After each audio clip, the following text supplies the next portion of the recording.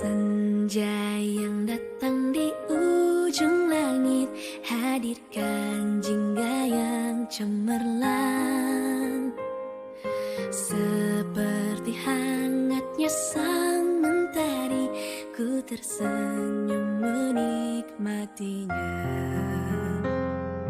Ku ukir semua mimpi-mimpiku dalam angan-angan yang indah. Ku berjuang dari rasa sakit, sirnakan ragu di hatiku. Seperti cabar ku kan terbang menembus awan, bebaskanku dari rasa takut. Ku berdoa semoga hal baik akan tiba dan bahagia selalu bersamaku.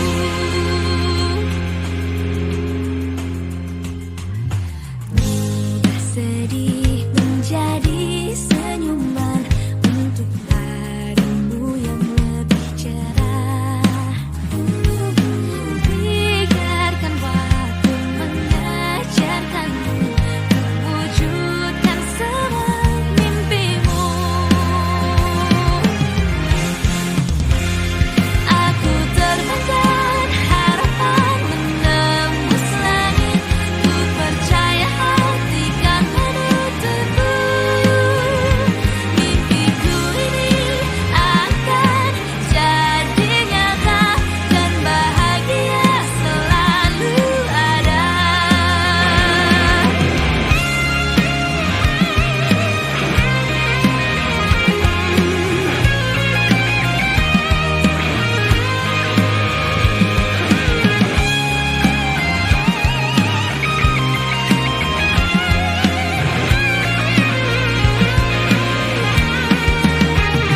Seperti cabar ku kan terbang menembus awan, bebaskanku dari rasa takut. Ku berdoa semoga hal baik akan tiba dan bahagia selalu bersamaku. Aku terbangkan harapan menembus langit, ku percaya hati kan menuntutku. Mimpiku ini akan jadi nyata dan bahagia selalu ada. Dan bahagia selalu ada. Dan bahagia selalu ada. Assalamualaikum warahmatullahi wabarakatuh.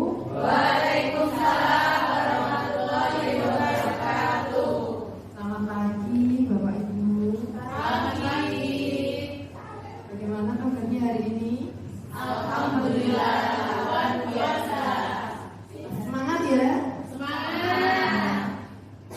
Di pagi yang cerah ini saya akan memberikan seminar pengetahuan baru. Sebelumnya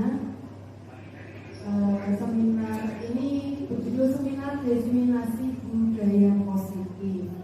Budaya positif seperti itu ya. Mungkin ada yang tahu dulu budaya positif itu seperti apa?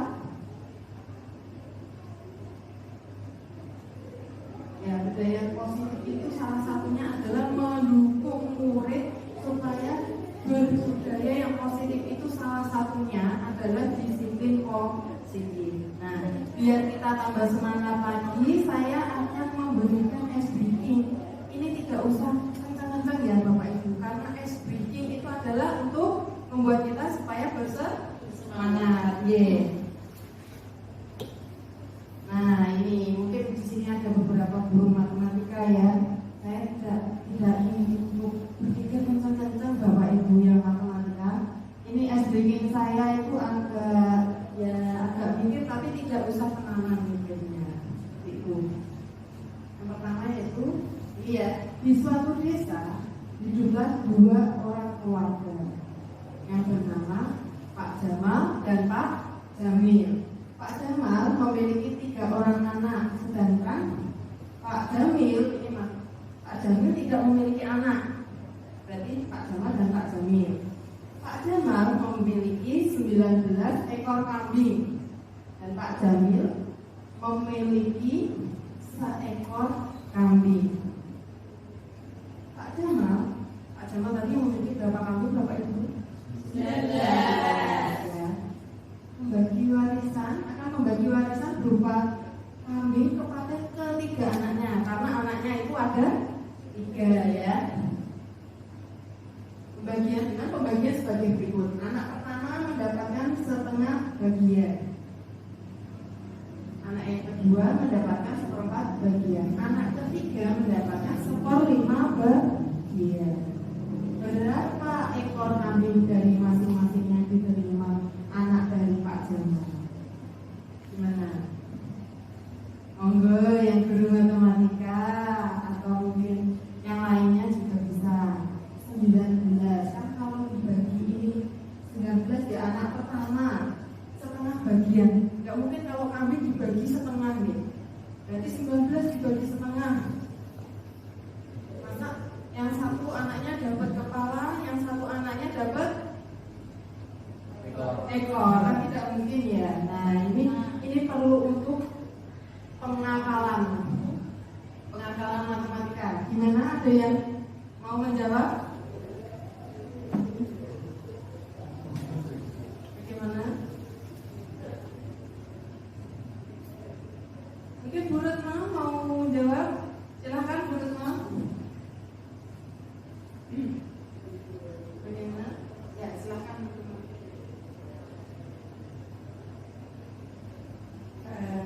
Saya bukan guru matematika, saya guru bahasa Indonesia. Saya berimajinasi saja. Anak pertama kan 19 ya jumlahnya ya. Anak pertama setengah bagian, udah 19 saya bagi 2, berarti anak pertama mendapat 9. Sedangkan anak kedua mendapatkan 5 dan anak ketiga mendapatkan 5. Itu saja imajinasi saya. Jadi Pak Mukhtar begitu matematika bisa lebih lagi. Pak Mukhtar mungkin kata Bu Retno tadi mungkin pembulatan atau gimana Pak? Atau tadi yang anak pertama ya Bu Retno, anak pertama berapa Bu Retno? 9. Nah 9 karena setengah dari 9 apakah mungkin? Tidak mungkin ya. Oh ya, Bu Risma silakan. Terima kasih. Saya punya ide ini agak konyol ya. Saya membayangkan bahwa Pak Jamal itu nanti membeli kambingnya Pak Jamil, sehingga kambingnya Pak Jamal jadi 20. Kemudian anak pertama setengah berarti 10, anak kedua 1/4 berarti 5 kambing, dan anak ketiga 1/5 jadinya 4 kambing. Ya.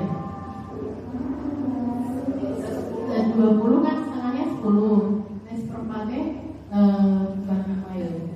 Berapa seperempat itu? 20 4. 5 kan sudah. Nah, 1/5-nya 24.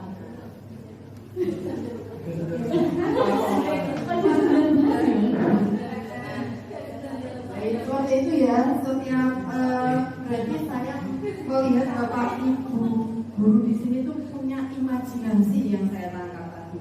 Ada yang beli kambingnya Pak Jamil, ada yang tadi berimajinasi minta kambingnya Pak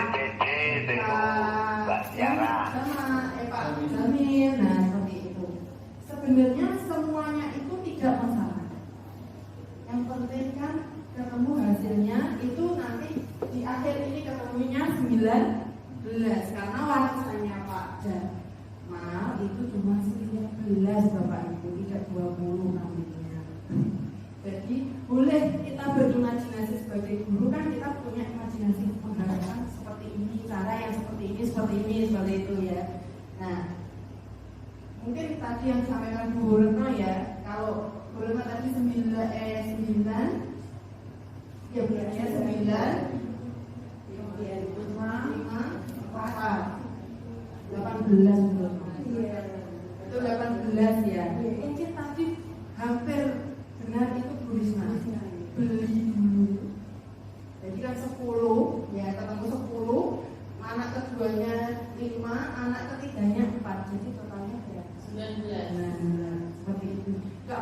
sebenarnya kita berimajinasi, tapi ketemunya 19. Tenang Bapak Ibu, tidak usah terkejar. Ini nanti yang saya buat masuk ke materi yang akan saya sampaikan nanti. Nah, termasuk kita berbudaya positif. Ini tadi kita membayangkan yang positif atau membeli. Tidak ada yang mengambil kambingnya Pak Jamal, kan tidak ya? Oh gitu, budaya positif ya. Boleh ya, bukan nyate nanti punyanya Pak Jamil aja yang satu yang kasihan kalau anaknya. Nah ini nanti kita akan ke budaya positif anak. Salah satunya itu adalah disiplin. Nah disiplin yang positif itu seperti apa? Nah kita akan membahasnya ya. Masih semangat ya Bapak Ibu? Masih ya. Baik, cukup di sini. Ini kita tidak usah lama-lama ya, breakingnya sudah fresh semuanya? Ya, karena bisa berimajinasi itu berarti masih fokus. Seperti itu ya. Terima kasih. Selanjutnya kita ke materi ya. Baik, selanjutnya saya akan menyampaikan materi yang akan kita sampaikan pada pagi hari ini, yaitu konsep utama dalam modul budaya positif. Yaitu yang pertama, perubahan paradigma belajar, yang kedua disiplin positif, kebutuhan dasar manusia, motivasi perilaku manusia, posisi kontrol, restitusi dan keyakinan kelas, serta segitiga restitusi. Ini akan saya bahas satu persatu Bapak Ibu. Kemudian pembelajaran dengan paradigma baru. Pembelajaran dengan paradigma baru baru dirancang berdasarkan prinsip belajar dengan berdiferensiasi sehingga setiap siswa belajar sesuai kebutuhan dari tahap perkembangan untuk mewujudnya profil pelajar Pancasila seperti itu. Kemudian dari dimensi profil pelajar Pancasila itu ada berapa Bapak Ibu? Ya ada 6. Yang pertama yaitu beriman, bertakwa kepada Tuhan dan berakhlak mulia. Karena pada saat ini anak-anak itu perlu ditanamkan jiwa beriman dan bertakwa kepada Tuhan yang Maha Esa agar akhlaknya baik.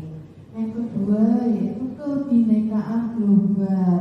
Karena kita tahu di Indonesia itu merupakan Bhinneka Tunggal Ika.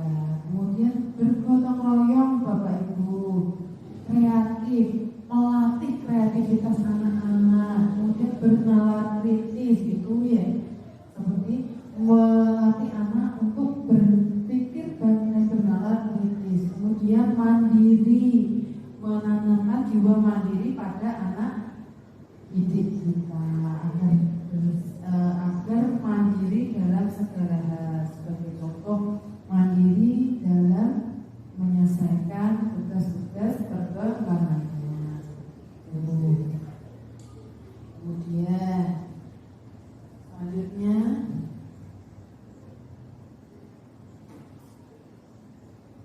disiplin positif dulu kita bahas ya. Yang pertama dalam budaya kita, makna disiplin dimaknai menjadi sesuatu yang dilakukan seseorang pada orang lain untuk mendapatkan kepatuhan. Kita cenderung menghubungkan kata disiplin dengan ketidaknyamanan. Benar Bapak Ibu?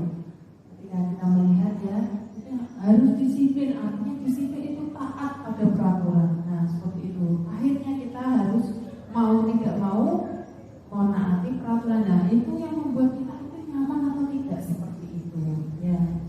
Kemudian yang kedua, sebagai pendidik tujuan kita adalah menciptakan anak-anak yang memiliki disiplin diri sehingga mereka bisa berperilaku dengan mengacu pada nilai-nilai kebajikan universal dan memiliki motivasi intrinsik bukan ekstrinsik. Nah, tujuan kita ada disiplin. Anak itu disiplin itu dengan kemampuan motivasi dalam dirinya dia sendiri, jangan motivasi dari luar. Seperti itu, sehingga kita perlu menanamkan motivasi intrinsik dalam diri anak tersebut. Kemudian disiplin positif merupakan salah satu cara menerapkan disiplin yang bertujuan untuk menumbuhkan kesadaran serta berberdayakan anak untuk melakukan sesuatu tanpa sogokan, ancaman maupun hukuman, seperti itu. Berarti kita membudayakan positif itu biarkan anak itu keluar dari dalam dirinya sendiri tanpa ada iming-iming atau sogokan seperti ini. Kalau kamu disiplin, kamu saya berikan hadiah seperti ini, bla bla bla seperti itu.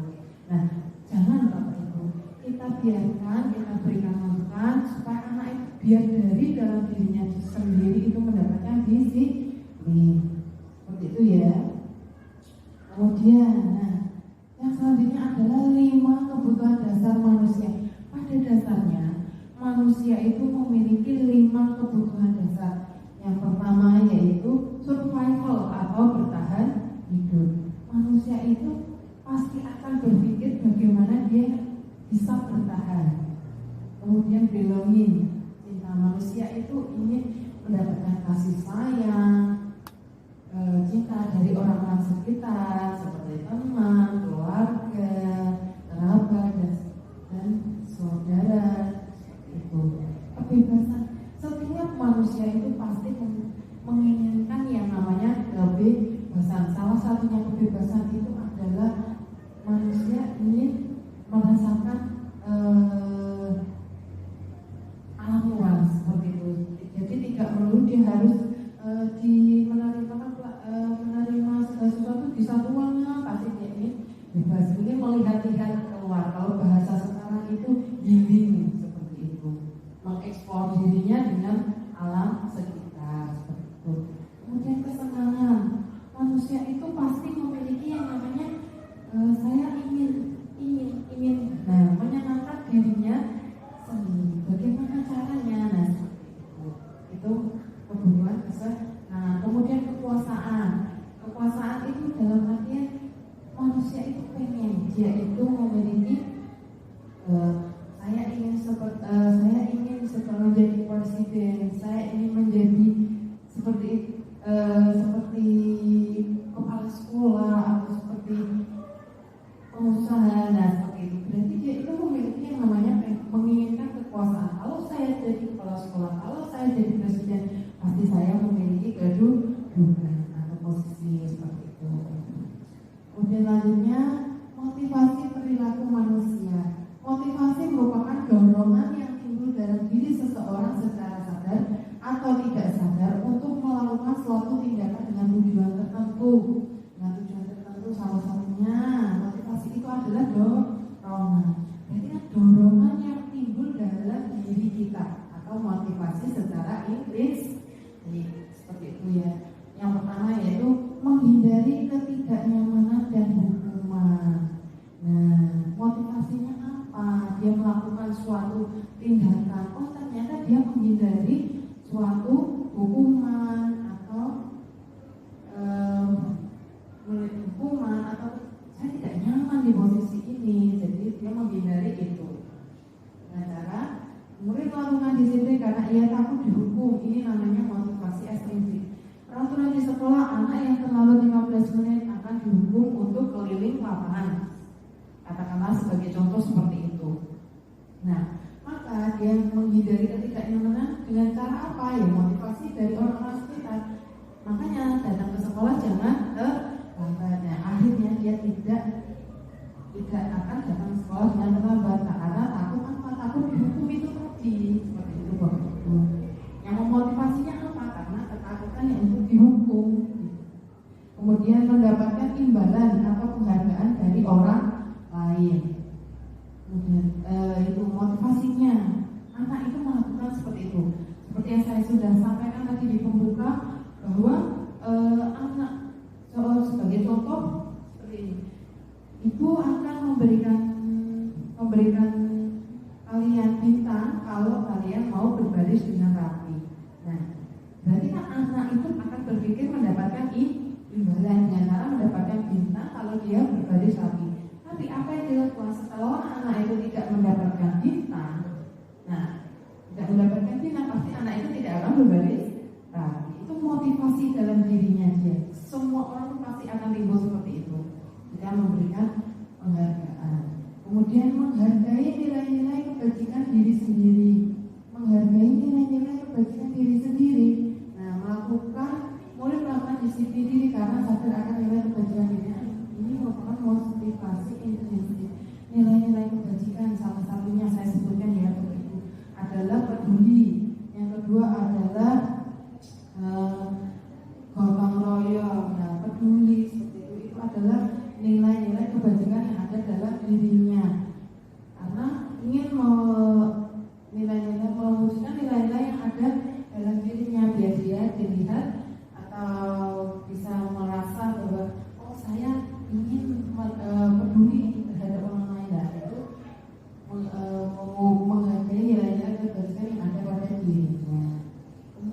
konsep disiplin dengan identitas gagal. Identitas gagal ini bagaimana? Bapak Ibu, maksud dari identitas gagal ini sendiri yaitu hukuman. Sebagai nama hukuman itu menyakitkan. Hukuman yang namanya hukuman itu pasti menyakitkan, tidak nyaman.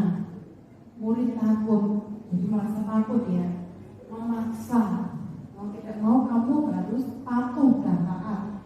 Murid menyembunyikan kesalahannya, akhirnya apa? Murid menyembunyikan kesalahannya, dia takut terlambat itu dihukum, akhirnya lewat pintu belakang sekolah atau lewat jalan lain yang tidak tahu penghukum itu tadi. Kemudian murid menjadi rendah diri, akhirnya jadi murid itu jadi merasa rendah diri, tidak mandiri seperti itu. Jadi merasa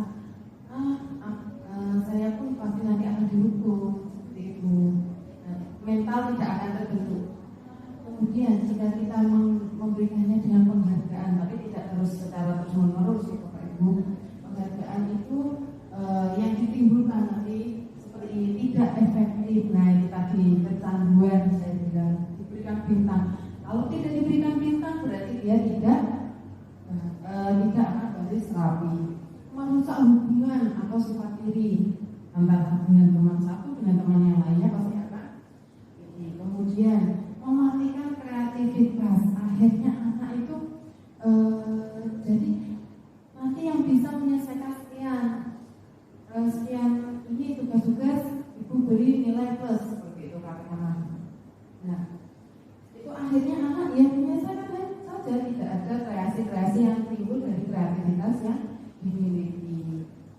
Mendukung dengan sistem ranking Bapak Ibu, karena sekarang sudah tidak ada ranking ya, alasan salah satunya ini menghukum dengan salah satu ini. Pasti anak yang ranking di bawah sendiri pasti akan dikucilkan seperti itu, atau dianggap bodoh, dianggap dan sebagainya itu kalimat-kalimat negatif seperti itu. Kemudian merampas hak menghargai dirinya. Benar Bapak Ibu, merampas hak menghargai dirinya. Salah satunya yaitu tadi dia tidak menghargai dirinya karena bagaimana caranya saya ingin mendapatkan bintang. Nah, menghargai dirinya, self rewardnya itu kurang seperti itu. Itu ya Bapak Ibu. Kemudian selanjutnya konsep disiplin dengan identitas sukses. Nah ini yang disiplin yang berhasil bisa dikatakan. Kalau tadi yang gagal, sekarang ini adalah yang sukses. Yang pertama yaitu konsekuensi, penguatan jangka pendek, perlu monitoring berkelanjutan, stimulus respon, mulai menghormati peraturan, kehilangan waktu untuk merenungi kesalahan. Penguatan jangka pendek, konsekuensinya. Contoh, seorang murid membolos atau membolos itu berarti konsekuensi jangka pendeknya apa? Yang mendapatkan poin seperti itu. Terus kita memantau, memonitoring secara berkelanjutan apa anak dengan cara mendapatkan poin seperti itu akan seperti itu terus. Dan kita memonitoring secara berkelanjutan. Oh dalam 1 minggu intensitas anak itu membolos itu berapa kali. Nah, itu kita memonitoring. Kemudian kita memberikan stimulus dan respon pada anak. Stimulus kita bertanya, kita sudah memiliki kesepakatan kelas, ya. Untuk kalau sudah terus mana seperti itu kita memberikan kesepakatan kelas terlebih dahulu ya sebelum memulai pelajaran. Kemudian setelah itu kita murid merespon sudah bulan. Kita memberikan bagaimana kalau kalian melanggar kesepakatan kelas kita. Nah, kita memberikan pertanyaannya sekaligus solusi kepada siswa itu yang disebut dengan stimulus respon. Kemudian nantinya murid akan menghormati peraturan. Oh ternyata seperti ini, saya seperti ini, nanti hasilnya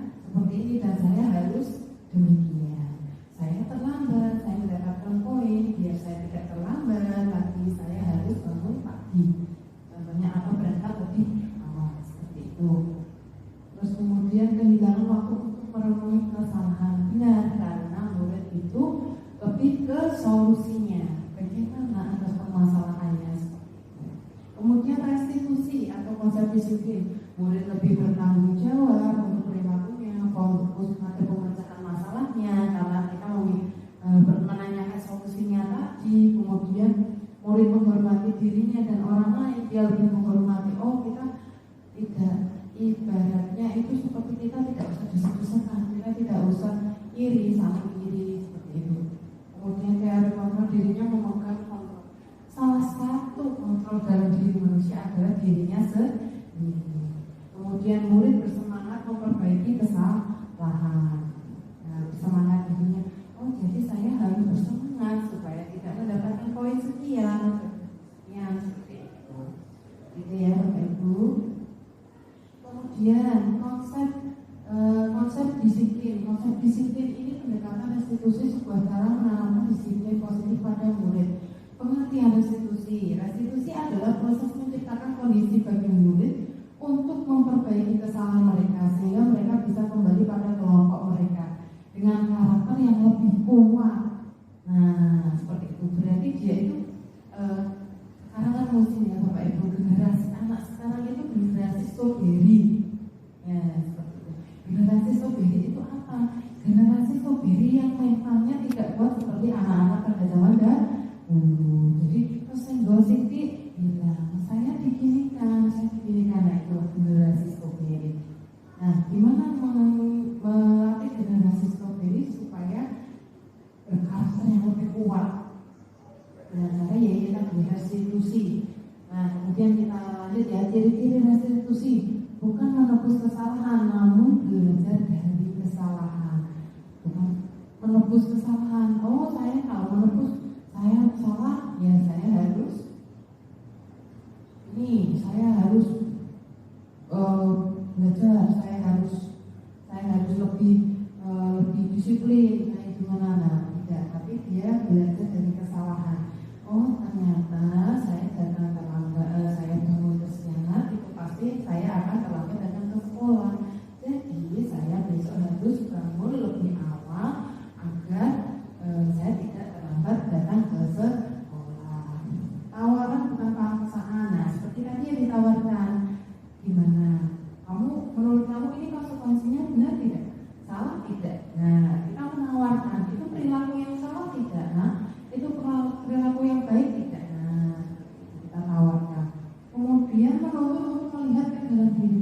Coba-coba. Nah, kalau itu peraturan, apakah ini yang ataukah peraturannya yang salah atau diri kamu yang salah? Kalau kamu datang terlambat ke sekolah, seperti itu ya. Kemudian mencari kebutuhan dasar yang mendasari tindakan. Nah, kenapa anak itu datang terlambat? Oh, ternyata dia membutuhkan kasih sayang dan perhatian dari orang tuanya. Ternyata dia malah tidak diperhatikan dan keseharian tidak diperhatikan orang tua, sehingga dalam meniti hari-harinya dia tidak teratur karena tidak ada yang mengingatkan tadi orang tuanya tidak perhatian, sehingga tidur sampai larut malam, besoknya datang terlambat seperti itu.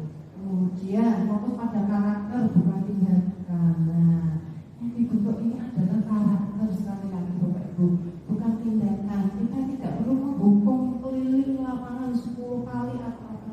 Tidak, itu tindakan. Kita membentuk karakter, bagaimana anak itu, kita mendorong dalam diri anak supaya anak itu bisa berubah. Berubah itu apa? Kesadaran yang ada dalam dirinya sendiri. Kemudian mengeluarkan fokus pada solusi. Nah, ya tadi saya bilang solusi. Sekarang itu solusi Bapak Ibu, bukan menyalahkan apapun dan sebagainya. Kemudian perbedaan contoh kasus, siswa sering datang terlambat. Nah, ini nanti ya sudah saya sampaikan, siswa sering datang terlambat ke sekolah. Hukumannya guru menghukum, yaitu menghukum bernyanyi 10 lagu nasional. Waduh. Terus kemudian yang kedua, siswa membersihkan toilet, siswa berlari mengelilingi lapangan. Nah, ini hukuman Bapak Ibu. Baik, hukuman itu ada dua, fisik dan verbal. Nah, ini kemudian menyanyi itu juga kena fisik, verbalnya juga karena disuruh untuk menyanyi seperti itu. Nah, konsekuensi, kalau kita menggunakan konsekuensi, guru memberikan konsekuensi untuk siswa dalam tidak mengulang penjelasan materi. Nah, ini konsekuensinya. Kamu datang terlambat 15 menit, jadi kamu nanti pulang sekolah tinggal 15 menit dulu untuk mengulang materi yang ibu jelaskan tadi. Nah, itu namanya konsekuensi. Kemudian yang bagus itu adalah kita sekarang itu harus restitusi. Restitusi ini yaitu guru menanyakan keyakinan kelas atau dirinya dan membantu siswa dalam penyelesaian masalahnya. Carilah solusi, Bapak Ibu. Jangan kita memberikan konsekuensi, karena yang dapat memberikan solusi dalam diri anak itu aslinya itu adalah anak sendiri. Kemudian guru terbuka dan siswa menghormati dirinya dan orang lainnya. Di mana restitusi ini siswa dapat terbuka dan menghormati pada dirinya sendiri, seperti itu. Kemudian, ini kita masuk di 5 posisi kontrol. Yang pertama yaitu penghukum. Tetapi ya, seorang penghukum bisa menggunakan hukuman fisik maupun verbal. Nah, fisik maupun verbal ya, tadi Bapak Ibu. Membuat merasa bersalah, biasanya guru akan bersuara lebih lembut. Nah, bersuara lebih lembut itu gimana? Nah, contohnya seperti ini. Aduh, Fajar, kamu itu ibu tuh sudah capek. Kalau kamu terus-terusan seperti ini kan lembut, tapi ya pelan-pelan tapi menusuk ya Bapak Ibu. Kemudian teman, guru ini dijadikan teman. Kira-kira seorang siswa, hai bro, hai bolo, maaf saya terlambat. Nah, seperti itu kira-kira bagaimana Bapak Ibu? Atau satu tidak di posisi teman, tidak ya, benar.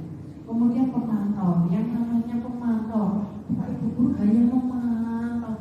Anak itu terlambat, besoknya lagi dilihat pemantau. Kalau sudah memberikan langsung konsekuensi, konsekuensinya kamu harus seperti ini. Nah, yang bagus adalah manajer. Respon yang menunjukkan tanggung jawab guru dalam posisi terakhir. Manajer adalah posisi mentor di mana guru berbuat sesuatu bersama dengan murid, mempersilahkan murid mempertanggungjawabkan perilakunya, mendukung murid agar dapat menemukan solusi atas permasalahannya sendiri.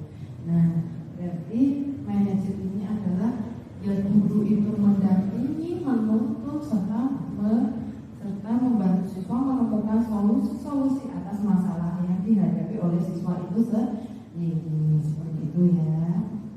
Kemudian, penerapan 5 posisi kontrol kasus siswa membolos dari jam pelajaran. Nah, ini kata-katanya. Ketika guru itu sebagai posisi penghukum, guru penghukum, patuhi aturan sekolah, lalu berlari keliling lapangan. Nah, kemudian pembuat rasa bersalah. Berapa kali Pak Guru harus memberitahu kamu, Bu Guru kecewa sama kamu. Kemudian sebagai teman, ayolah yang patuh, buat apa bolos? Buat Pak Guru bangga, kali ini tidak apa-apa, kamu salah. Nah, kemudian posisi pemantau, kamu sudah melanggar apa peraturan dan konsekuensinya apa? Nah, itu pemantau hanya memikirkan yang namanya konsekuensi. Ketika kita di posisi manajer, apakah kamu tahu kesalahanmu?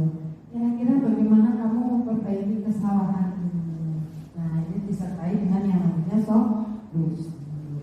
Kemudian kita masuk ke modul selanjutnya yaitu keyakinan kelas. Keyakinan kelas. Mengapa keyakinan kelas? Mengapa tidak peraturan kelas? Keyakinan. Nah, dari kata yakin ya Bapak Ibu. Yakin itu apa? Berarti percaya. Yang kita percayai. Yang pertama, coba kita lihat kalimat. Yang pertama, mengapa kita memiliki peraturan tentang penggunaan helm pada saat mengendarai motor? Nah, itu. Peraturan itu peraturan ya, karena kalau tidak memakai helm pasti akan ditangkap polisi, katakanlah kena tilang, nah seperti itu. Itu keyakinan. Itu awal mula dari keyakinan itu adalah segala peraturan yang timbul sudah membudidaya. Yang kedua, mengapa kita memiliki peraturan tentang penggunaan masker dan mencuci tangan setiap hari, setiap saat? Nah, itu keyakinan. Kemudian keyakinan kelas. Seseorang akan lebih bergerak, bersemangat untuk menjalankan keyakinannya daripada hanya sekedar mengikuti serangkaian peraturan tertulis tanpa makna. Murid-murid pun demikian, mereka perlu mendengarkan dan memahami arti sesungguhnya tentang peraturan-peraturan yang diberikan. Apa nilai-nilai kebajikan di balik peraturan tersebut? Apa tujuan utamanya dan menjadi tidak tertarik atau takut hingga hanya sekedar mengikuti serangkaian peraturan yang mengatur mereka tanpa memahami tujuan mulianya. Nah, keyakinan kelas itu kan hanya seorang akan tidak bersemangat untuk menjalani keyakinan, mengikuti dan mengulik hingga mereka mendengarkan arti sesungguhnya peraturan yang demikian. Apa nilai-nilai kebajikannya kita tidak tahu. Kita menggunakan helm untuk apa? Hal mulianya untuk apa? Untuk keselamatan. Seperti itu. Kita menggunakan masker, mencuci tangan untuk kesehatan. Kita harus mengerti manfaatnya untuk apa. Nah, bagaimana pembentukan keyakinan kelas ini adalah salah satu prosedur pembentukan keyakinan kelas Bapak Ibu. Yang pertama yaitu lebih abstrak, berupa pernyataan yang universal secara umum ya. Bahasa-bahasa yang digunakan dalam menuliskan keyakinan kelas itu menggunakan bahasa yang universal. Dibuat dalam bentuk positif. Nah, kalimat-kalimat yang positif sama kalau kalimat negatif menggunakan jangan membuang sampah. Nah, itu gantilah dengan membuang sampah pada tempatnya. Nah, seperti itu ya. Sedikit saja agar mudah diingat. Sebagai contoh, matikan HP ketika pelajaran. Sesuai dengan kondisi kelas dan sekolah agar mudah ditetapkan. Nah, ini dalam penentuan keyakinan kelas ini harus disesuaikan dengan kondisi kelas dan sekolah agar mudah diterapkan. Semua warga sekolah atau murid di kelas dilibatkan saat membuatnya. Ini melatih juga kreativitas anak-anak dalam kelas. Contohnya, anak itu semua dilibatkan. Mari anak-anak kita membuat keyakinan kelas sebelum kita memulai pelajaran. Keyakinan kelasnya apa? Yang pertama, tidak bermain, jangan menggunakan tidak ya. Fokus pada pelajaran seperti itu. Mematikan HP pada saat jam pelajaran. Nah, itu dilibatkan semua siswanya agar siswa itu paham. Oh, keyakinan kelas itu seperti ini. Itu adalah persetujuan secara bersama-sama. Kemudian, nah contoh keyakinan kelas ini, ketika memasuki ruang guru, salah satunya ketuklah pintu, ucapkan salam, kemudian menyampaikan memperluangkan bertemu atau berbicara dengan bapak atau ibu guru. Terus yang kemudian duduklah dengan sopan. Setelah dipersilakan duduk, jangan masuk ruang guru langsung duduk. Nah, itu perlu ditanamkan dulu keyakinan kelasnya. Bila telah selesai maka ucapkan. Setelah selesai, permisi Bapak Ibu, Assalamualaikum. Nah, seperti itu. Kemudian ketika masuk kelas, guru sudah memasuki kelas, maka ketua kelas segera menyiapkan kelas dengan sikap tegak dan disiapkan untuk memberi salam kepada guru. Assalamualaikum warahmatullahi wabarakatuh. Nah, seperti itu. Membaca doa sebelum belajar. Nah, seperti itu. Kemudian ketika izin ke toilet saat pelajaran berlangsung, Bapak Ibu.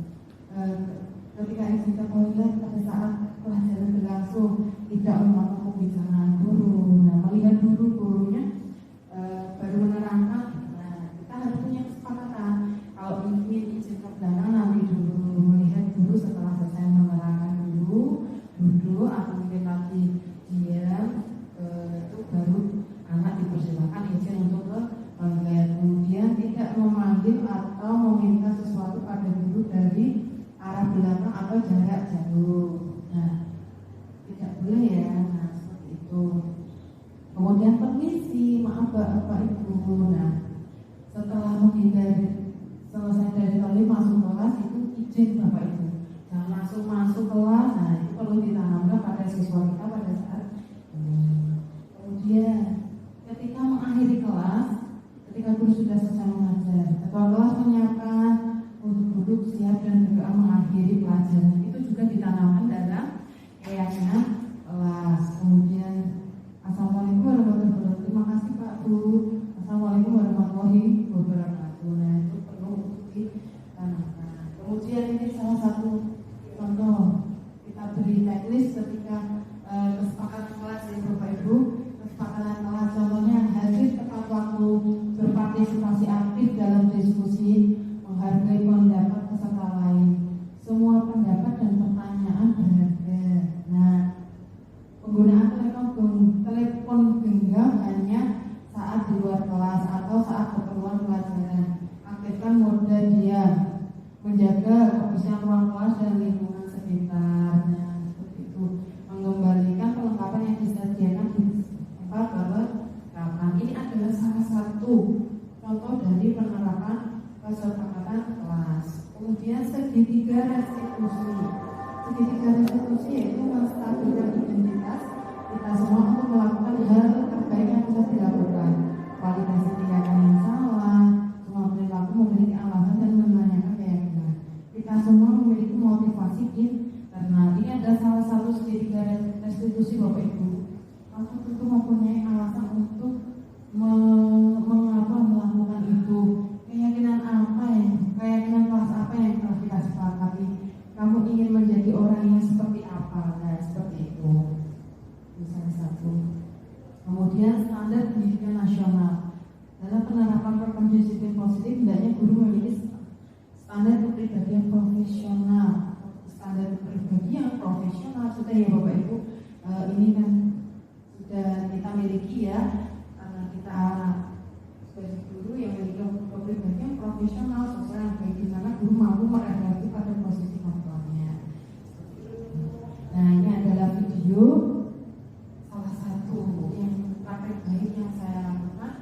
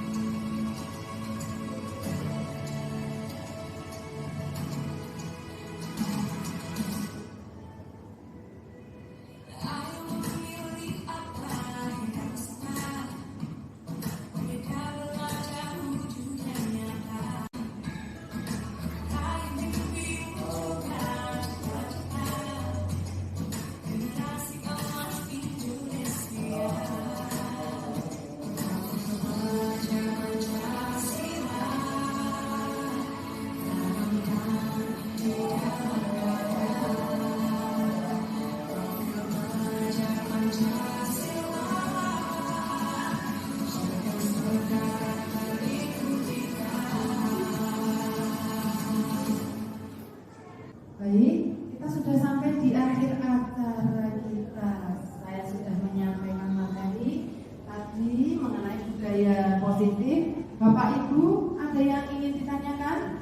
Oh ya, baik Bu Herlina dulu ya Pak Muka, karena ladies first.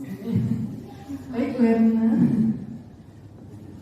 Ya, terima kasih kesempatannya. Saya ingin bertanya, bagaimana cara mengatasi jika seseorang mengalami ketergantungan mendapatkan imbalan atau kembalian dari orang lain? Terima kasih.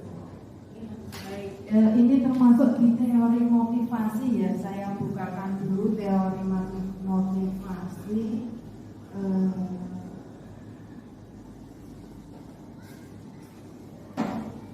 Nah ini ya, termasuk tadi ya yang kedua ya Bu Dina, mendapatkan imbalan atau penghargaan dari orang lain. Nah ini saya jabarkan maksudnya, ini memberikan seumpama anak itu tidak mau berbaris. Nah terus yang mau berbaris kita kasih hadiah. Ibu punya bintang loh. Nanti kalau kalian mau bintang, kalian harus berbaris dulu. Nah seperti itu, berarti anak itu kecanduan ingin berbaris kalau dia mendapatkan bintang. Nah itu terulang. Nah suatu ketika ganti guru. Nah tidak seperti itu, gurunya memberikan bintang-bintang seperti itu. Akhirnya anak itu tidak mau berbaris. Nah bagaimana menanggulangi ini? Nah ada kalanya yang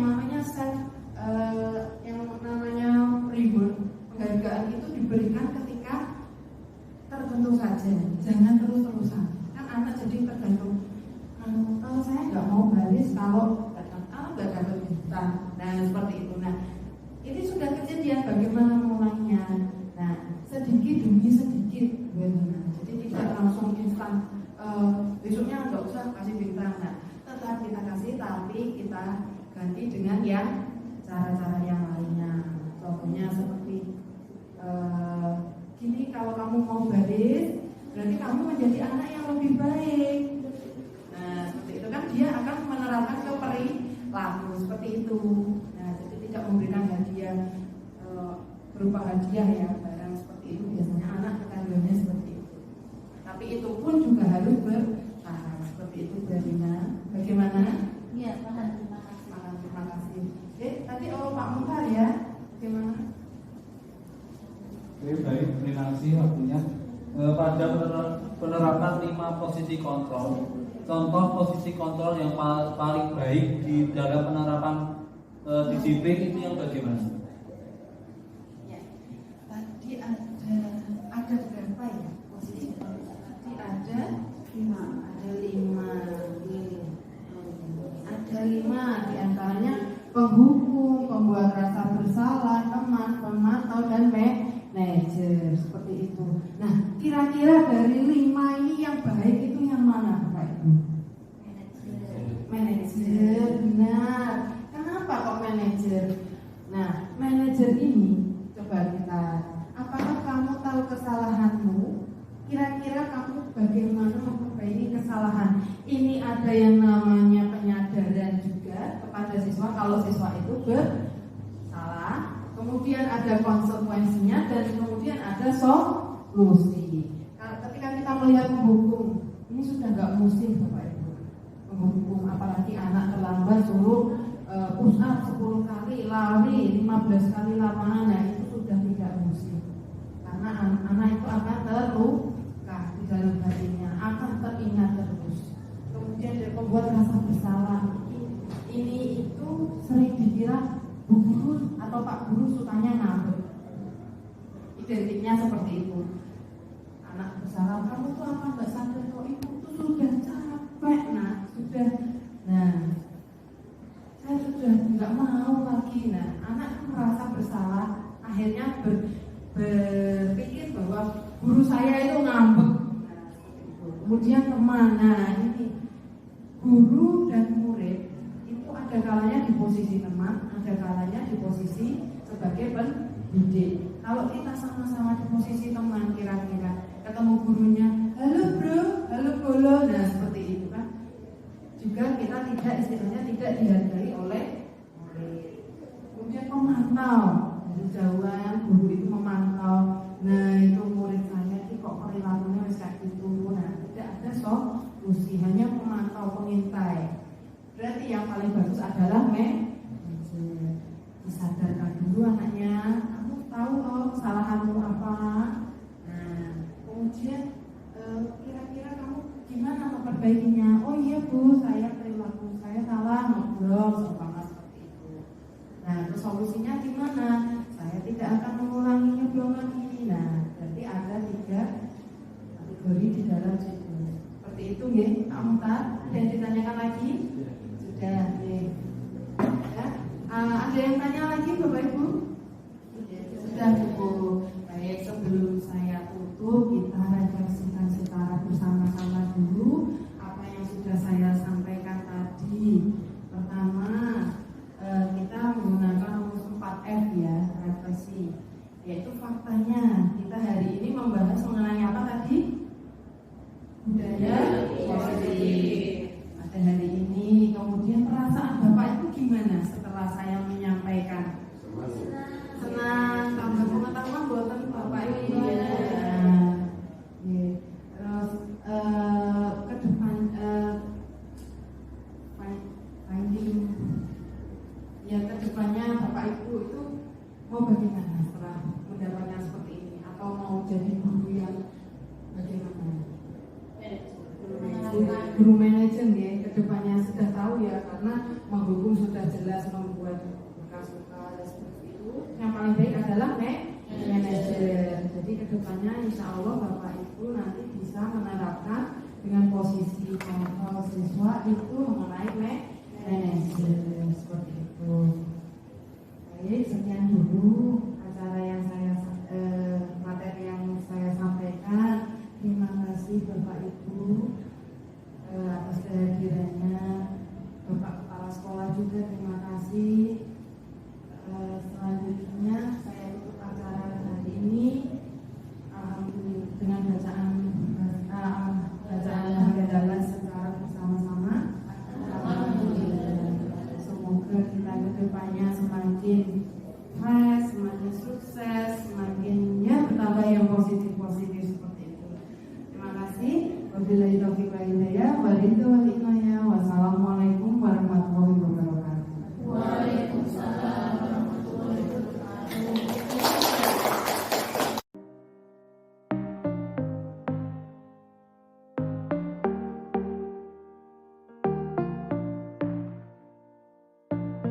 Setiap saat, setiap waktu, keringat basahi tubuh. Ini saat yang ku tunggu.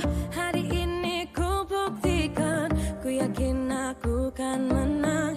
Hari ini kan dikenang, semua doaku panjatkan, sejarahku persembahkan. Terus fokus, satu titik, hanya itu, titik itu. Tetap fokus, kita kejar, lampaui batas. Terus fokus, satu titik, hanya itu, titik itu. Tetap fokus, kita kejar, dan raih bintang. Yo yo ayo, yo ayo yo yo ayo, yo ayo yo yo ayo, yo ayo yo yo, oh oh oh, yo yo ayo, yo ayo yo yo ayo, yo ayo yo yo ayo. Kita datang, kita lihat, kita kalau menang berprestasi, kalau kalah jangan frustasi.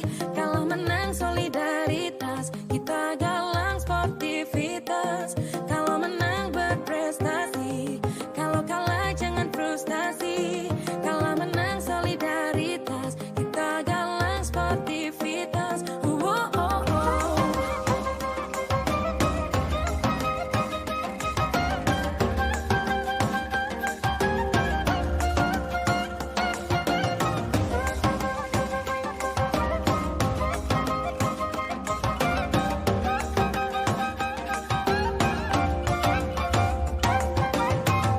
Terus fokus, satu titik, hanya itu, titik itu. Tetap fokus, kita kejar, dan raih bintang. Yo yo ayo, yo ayo yo yo ayo, yo ayo yo yo ayo, yo ayo yo yo, oh oh oh, yo yo ayo, yo ayo yo yo ayo, yo ayo yo yo ayo. Kita datang, kita lihat, kita bohong. Terus fokus, satu titik, hanya itu, titik itu. Tetap fokus, kita kejar. Terus fokus, satu titik, hanya itu, titik itu. Tetap fokus, kita kejar, dan raih bintang. Setiap saat, setiap waktu, keringat basahi tubuh.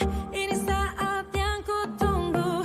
Hari ini ku buktikan, ku yakin aku kan menang.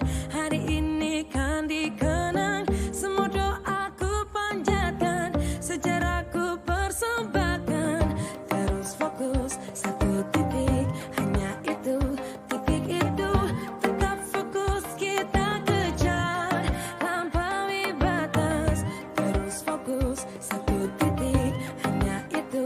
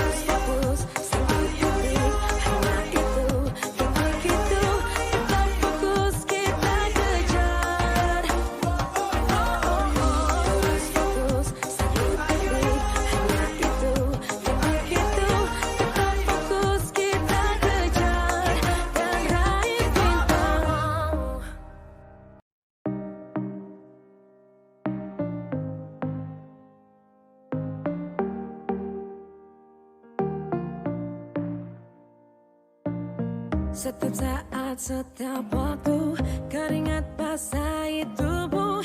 Ini saat yang ku tunggu. Hari ini ku buktikan, ku yakin aku kan menang.